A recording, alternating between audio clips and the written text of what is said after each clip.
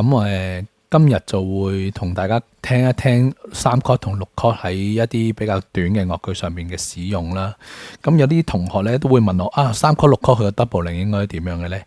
其實如果大家記得我早幾堂講咧，其實我哋嘅 doubling 咧，某程度上咧，你唔需要特登去記究竟邊個音需要 double，邊個音唔需要 double，因為我哋嘅 doubling 咧，某程度上都會集中係 double scale 嘅一音、四音同埋五音嘅。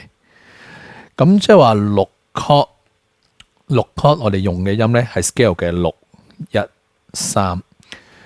咁除咗我哋 double root 呢粒音之外咧，其實 double 個 third 咧都會好 common，因為 third 就係我哋 scale 嘅 tonic 嗰粒音 double 佢咧就唔對個聲響效果嚟講咧唔會太大影響嘅，或者叫做比較順耳添。所以你會見到六 chord 嘅 doubling 咧，你會成日會見到有時 double root， 有時 double double 個 third。咁其實某程度上真係走翻你其他聲部嘅旋律嘅走向去決定你究竟想 double 邊個音嘅。咁三 chord 一樣啦，三 chord 就係 scale 嘅3、5、7，咁你都會見到 double root 同 double third 嘅。咁最少就會即係最唔會就係 double 個 fifth 嘅。咁我哋而家望一望一啲例子啦，譬如呢一條咁樣啦。咁呢度就用咗 C major 嘅一個1、6、2、6去5嘅 progression。咁呢個 progression 咧都好 common 嘅其實。咁我哋可以聽一聽先啦個聲。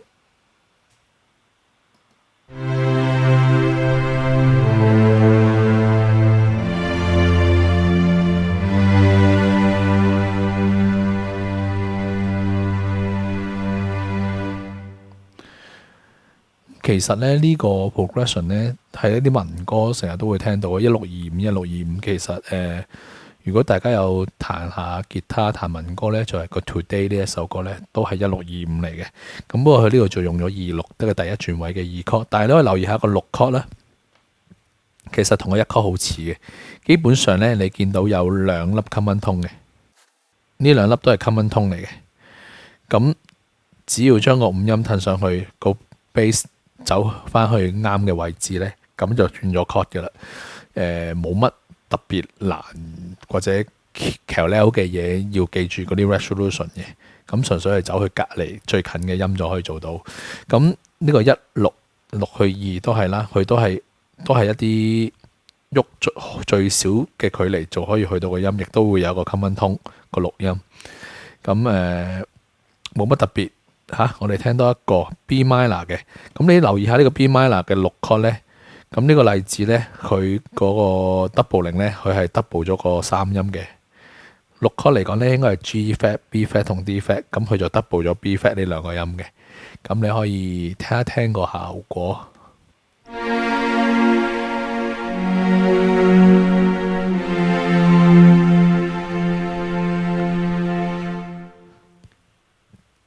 6去5喺 minor 咧，其實都幾成日聽到嘅聲嚟嘅，因為6去5個 bass 就係化去 mi。比起喺 major 嚟講咧，個6 chord 咧喺 minor key 嚟講個6 chord 咧係好似一個 dominant preparation，因為佢本身喺個6 chord，for example 喺呢個情況底下，呢個 B flat minor 嚟嘅，寫漏咗個 flat 添。呢個 B flat minor 個6 chord 係 G flat major，咁其實咧佢係好似佢嘅 relative major。D flat major 嘅4 chord 一樣嘅，咁其實佢都已經係一個 dominant preparation 嘅感覺嘅嘢嚟嘅，所以佢個嗰個6去5個感覺都幾強，即係佢 dominant preparation 去呢個 dominance 嗰個張力都幾大。咁但係都係啦，6去5都叫隔離個 chord。記唔記得隔離個 chord 咧？通常咧我哋叫1上3落，因為我哋叫向即係5去6啊，1去2啊叫1上3落，因為1、2咧就係向上行噶嘛，個 bass 向上行，其他聲部向下行。咁調翻轉啦，呢個5去6去5咧，就大部分嘅情況底下咧就會向翻下，個 bass 就會向翻下邊行啦，其他聲部再向翻上邊行。咁當然啦，你可以就埋個 doubling 嘅，咁就可以令到你避免咗少少嘅嗰啲所謂嘅平衡嘅情況。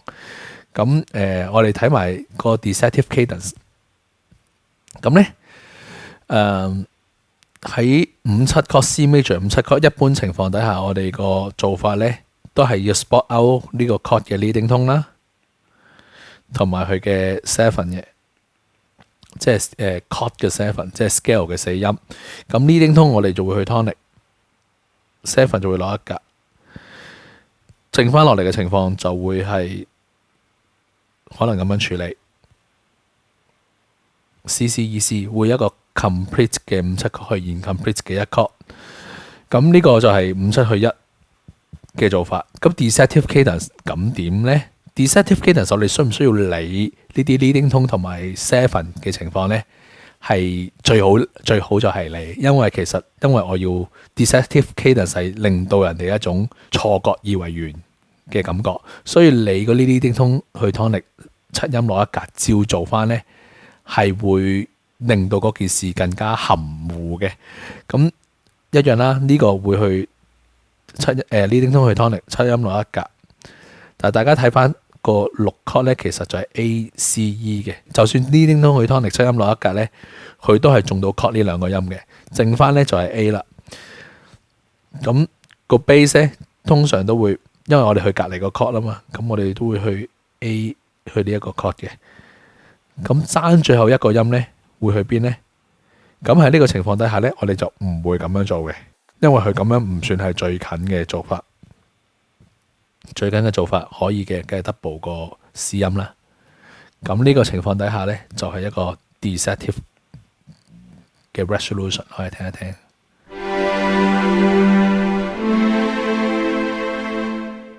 咁係咪一定要咁樣做咧？就視乎你嗰啲leading tone tonic 擺喺個聲部嘅咩位置。譬如呢一個 C minor 嘅5/7 chord，其實都係 G7 嚟嘅。咁你會見到呢個係 leading tone， 呢個係個 seven。咁可以望一個 seven 就會落翻個 E flat 度啦，個 leading tone 就會上翻去個 C 度。咁剩翻嗰個 bass 咧都係會去 A 嘅啦，係咪？因為我哋要做緊5/7去6呢個效果啊嘛。咁最後一個聲部究竟點樣走咧？如果你走去 C， 咁就 double 咗個3音。但係咧就可能會 create 咗另外一個問題咧，就會有一個叫做 hidden octave 嘅情況。咁好似又唔係咁理想。咁喺呢個情況底下咧，我會覺得走翻去最接近嘅音 A， 咁好唔好咧？但係如果你走去 A 咧，呢個情況仲糟糕，因為係就會平衡8度。似乎如果俾我選擇，咁就冇可能 double 個 E 嘅，double 個 E 亦都唔理想嘅。double 個 E 唔係最好嘅選擇。咁喺呢個情況底下，我都係去翻 C。我寧願係一個 hidden octave 都好過用一個叫做平衡8度嘅情況，因為 hidden octave 相對嚟講嘅影響就比較少。你都見到我比較少篇幅去講 hidden octave 嘅。咁我哋聽下呢個效果。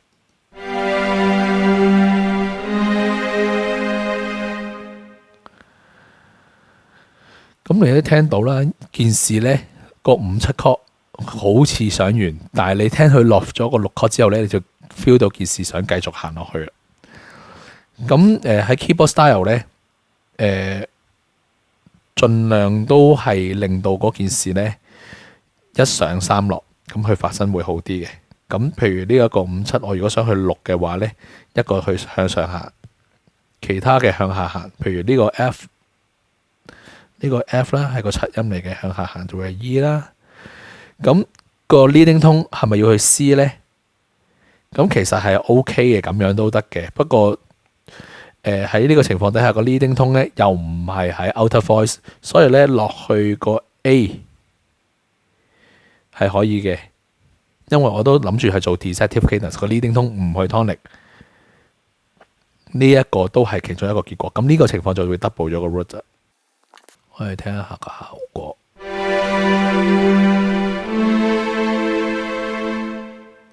好啦，咁呢啲咧就係一啲我哋使用到6 chord 嘅效果啦。咁3 chord 又點樣咧？3 chord 咧其實咧我哋都成日會聽到3 chord 嘅。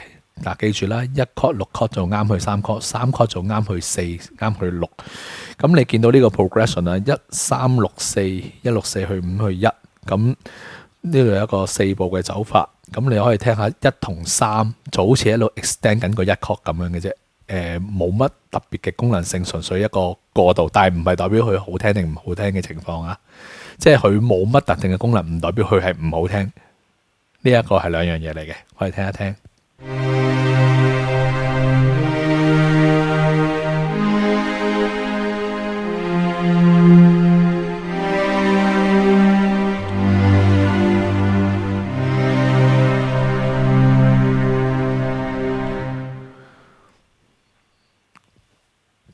咁你聽到咧呢個3 chord 咧，如果我哋寫翻呢個jazz chord 啦，咁呢個咧就係一個 C minor chord， 呢個係一個 E flat major chord，C minor E flat major， 跟住去呢個6 chord 咧就一個 A flat major chord， 去4 chord 咧就係一個 F minor，1 6 4就係 C minor on G 去 G7， 再去 C minor。OK， 咁喺呢個情況咧，一落3 chord 去呢啲咁嘅 progression 咧，你會突然間覺得佢，咦，好似係咪有少少會係switch 咗去 major key 咧？嗰個叫做 relative major， 佢3個 fret 係 C minor， 但係咧3 chord 6 chord 係 C minor 嚟講咧，就係3 chord 6 chord 啦。但係喺 E flat major 嚟講咧，就係1 chord 同4 chord 嘅關係。所以咧，你去到3 chord 咧，某程度上好似突然間 bright 咗，好似突然間，好似係咪想轉去 major 咧？直至到你聽到呢個1 6 4，佢 approach 緊去 cadence 嘅時候，你出現嗰個 chord， 去話翻俾你聽，佢係其實係一條 minor 嘅 melody。我哋聽一聽，聽多次。呢個係 bright 咗嘅，呢個 chord 一出就去翻嗰個 minor 嗰個屬性。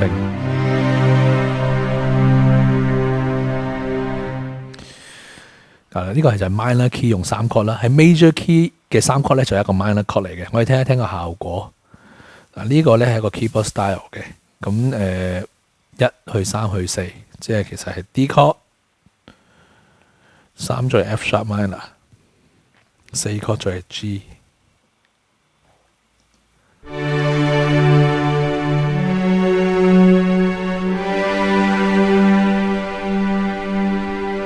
個3咧其實有啲似我哋之前用1 6 chord 嗰啲感覺嚟嘅，係其實好相近，咁亦都好似感覺到好似一啲 passing chord 嘅感覺嘅嘢嚟嘅。咁作用唔係好大，係純粹一個經過嘅 chord。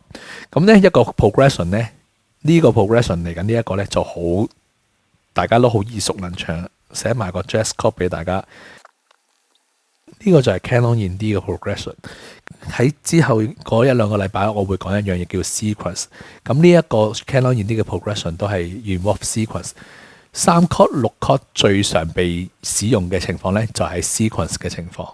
sequence 而家可以略略講一講啦，就係佢哋係一 pair pair 嘅，一嚿嚿嘅，佢哋嘅關係係一樣，而只係遞上或者遞落咁樣去嘅做法。咁你可以聽一聽呢個，我哋再詳細再講 sequence 嘅時候再去 elaborate 多啲。咁我哋聽一聽3 chord 6 chord 喺呢個 sequence 喺個 D major Canon in D 上面嘅作用。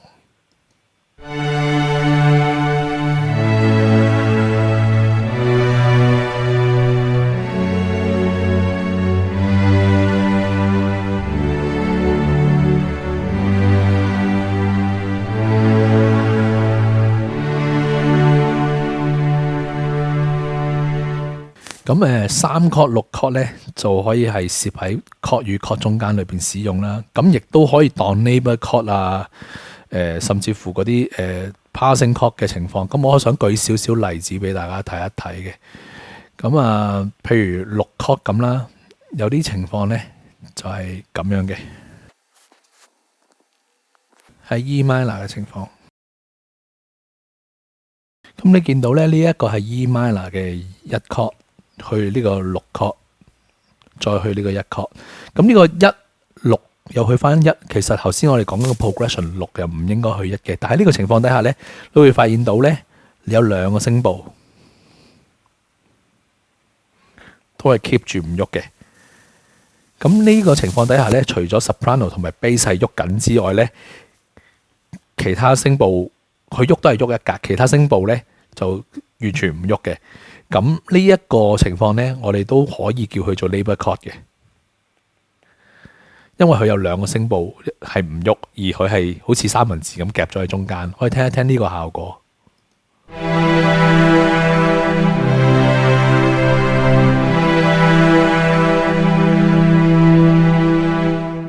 但呢啲聲呢，其實喺電影配樂會成日聽到嘅。佢好似一個1 chord，其實係一個1 chord 嘅啫。但係呢個1 chord 呢，佢喺度 extend 咗佢個長度嘅時候呢，就攝咗一個6 chord 嘅 labor chord 擺咗喺中間。咁6 chord 會唔會轉位呢？其實6 chord 都會轉位嘅，但係呢6 chord 本身已經唔係一個好 functional 嘅 chord。如果你再轉位呢，基本上呢，佢個結構係好 weak。一轉咗位，直情係好難分辨到佢係咩 chord。咁佢會係咩情況底下使用呢？我係 show 呢個 example 俾大家睇一睇。咁呢一個係一個 A major 嘅情況啦。咁有一個 A 音喺底，6 chord 就會係咁樣嘅情況。咁本身個 A 呢，就係咁樣嘅。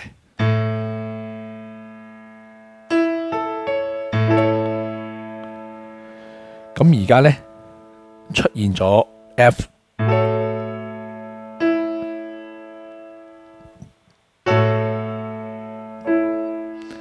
咁呢一樣嘢呢，某程度上呢，呢個6 chord 呢，就係一個1 chord 嘅 appoggiatura 嚟嘅。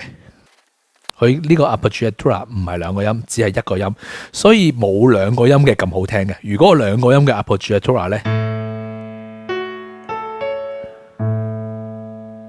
如果我個粒音呢粒 C 音係去 D 音嘅話呢，落翻去 C 呢，咁呢個呢，就唔同講法啦。呢個就個效果明顯啲嘅。咁呢個就係464。但係而家呢，如果你唔想咁出嘅話呢，含蓄啲做呢個 appoggiatura 呢，咁就喐一粒音都可以做到嘅。可以俾多個例子大家聽一聽。喺 A minor 嘅情況底下啦，一樣 A minor。A minor 做 A、A、C， 呢個呢做 F sharp 去 E， 咁都係一個 appoggiatura 嘅狀態嚟嘅。咁呢個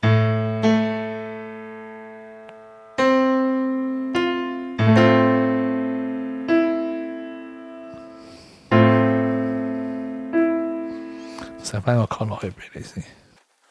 如果用 jazz chord 嚟講咧，呢一個頭先 A 呢一個咧，做一個 F sharp minor on A 去 A， 咁做一個 appoggiatura。呢一個咧就係 F on A 去 A， 作為一個 appoggiatura， 個 F 做咗落去 E 度。可以聽多次第一個。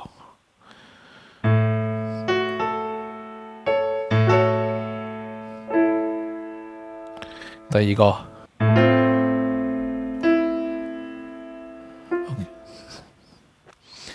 咁3 chord 都有一個咁嘅情況嘅，可以俾大家聽一聽。3 chord 都係可以做一個 linear 嘅做法。咁3 chord 嗰個 appoggiatura 咧，就用嚟修飾落去個5 chord 度嘅3、6 chord。可以望一望，又係 A major 啦 ，A major 嘅3 chord。咁呢一個呢，就係一個3、6去5。咁之前呢，我哋講緊5 chord之前可以用164。咁譬如呢個5 chord呢，某程度上呢，正常呢就係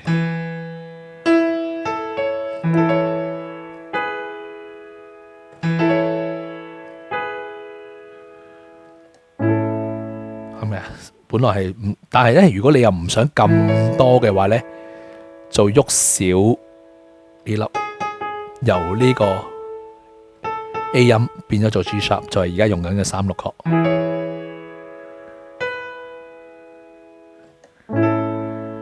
就係咁樣。咁喺 Jazz chord 嚟講咧，呢個3/6咧，某程度上就係A major C sharp minor on E 再去 E。咁呢個情況。咁頭先咧我又講咗啦，3 chord 其實仲有第二個狀態就係 augmented chord 嘅狀態。咁 augmented chord 咧就其實幾蝦人用嘅，因為譬如我喺 C minor 嚟講啦，就 C D E flat F G A flat。如果我用緊 augmented 嘅3 chord 咧，就係用緊 harmonic minor，就會係 E flat G B natural。咁咧喺呢個情況底下咧，個3 chord 咧就係 augmented chord 呢個聲。咁呢個聲其實點樣用咧 ？augmented chord 咧其實咧，如果識得用咧，都可以產生一個好好嘅效果嘅。最 common 嘅做法咧，就係喺個 cadence 裏邊，好似164咁樣用，就好似類似頭先我哋講緊3/6去5，但係今次我喺 minor key 就用 augmented 嘅3/6，咁效果係幾好喎，可以睇一睇我而家畫呢個效果出嚟俾大家睇。一樣係 C minor， 佢就用一個 E 音，呢個音就會 resolve 落嚟 D 音。某程度上呢個就一個 appoggiatura， 呢個係一個 resolution 嚟嘅。個聲響效果就係咁樣啦。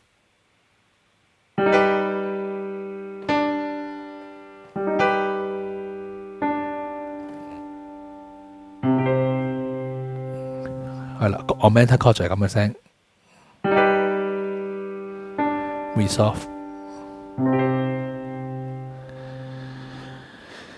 呢個就係個3 chord 嘅其中一個用法啦。另外咧，呢個 augmented 嘅3 chord 咧可以當 passing chord 咁樣用添。咁一樣係 C minor 啦，可以做嘅情況。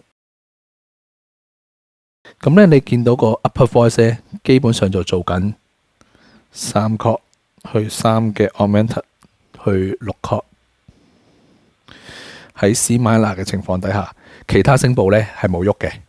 咁咧佢就做緊一個 chromatic 嘅 passing tone， 就 involve 到呢個3嘅 augmented chord 啦。咁我呢個播出嚟俾大家聽。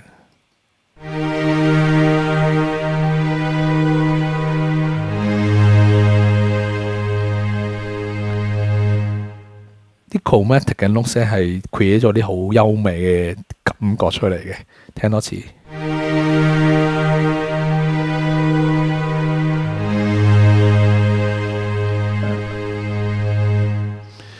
咁3 chord 6 chord 大概 show 到其他即係唔同嘅 example 俾大家，咁大家可以慢慢去聽熟下個聲。咁喺你嘅音樂裏邊咧，都會可以成日使用呢啲 chord 嘅。